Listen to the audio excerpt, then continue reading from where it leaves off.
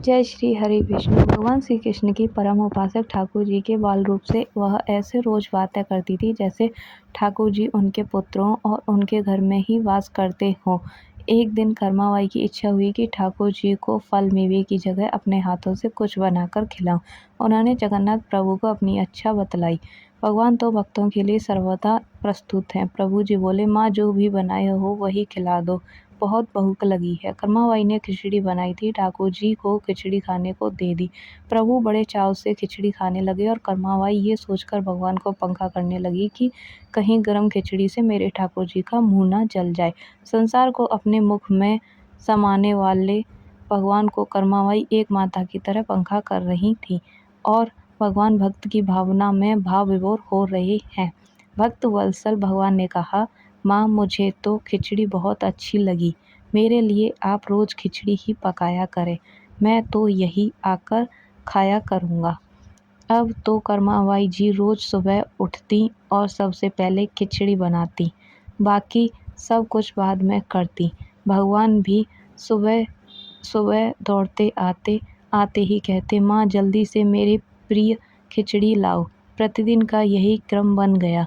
भगवान सुबह सुबह आते, भोग लगाते और फिर वहाँ से चले जाते थे। एक बार एक महात्मा कर्माबाई के पास आया। महात्मा ने उन्हें सुबह सुबह खिचड़ी बनाते देखा तो नाराज होकर कहा, माता जी आप यह क्या कर रही हो?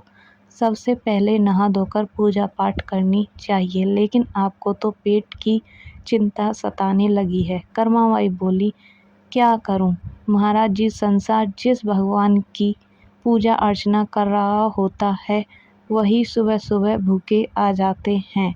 उनके लिए ही तो सब काम छोड़कर पहले मैं खिचड़ी बनाती हूँ। तभी महात्मा ने सोचा कि शायद कर्माबाई की बुद्धि फिर गई है। यह तो ऐसे बोल रही है जैसे भगवान इसकी बनाई खिचड़ी के लिए ही भूखे बैठे हुए हों।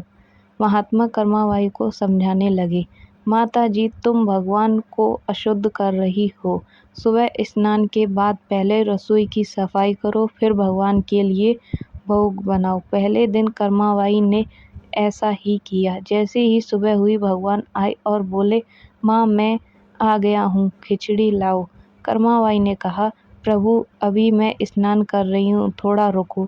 थोड़ी देर बाद भगवान ने फिर आवाज़ लगाई, जल्दी करो माँ, मेरे मंदिर के पट खुल जाएंगे, मुझे जाना है। वह फिर बोली, अभी मैं रसोई की सफाई कर रही हूँ प्रभु। भगवान सोचने लगे कि आज माँ को क्या हो गया है, ऐसा तो पहले कभी नहीं हुआ। फिर जब कर्माबाई ने खिचड़ी परोसी तब भगवान ने झटपट करके जल्दी जल्दी खिचड़ी खाई तुरंत।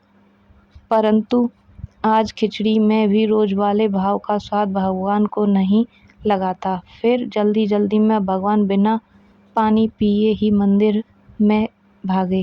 भगवान ने बाहर महात्मा को देखा तो समझ गए, अच्छा तो यह बात है, मेरी माँ को यह पट्टी इसी ने पढ़ाई है।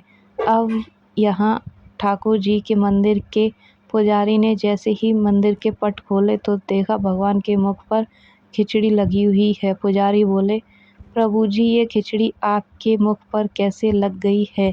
भगवान ने कहा, पुजारी जी मैं रोज मेरी कर्माबाई के घर पर खिचड़ी खाकर आता हूँ। आप माँ कर्माबाई जी के घर जाओ और जो महात्मा उनके यहाँ ठहरे हुए हैं उनको समझाओ, उसने मेरी माँ को गलत कैसी पट्टी पढ़ाई है।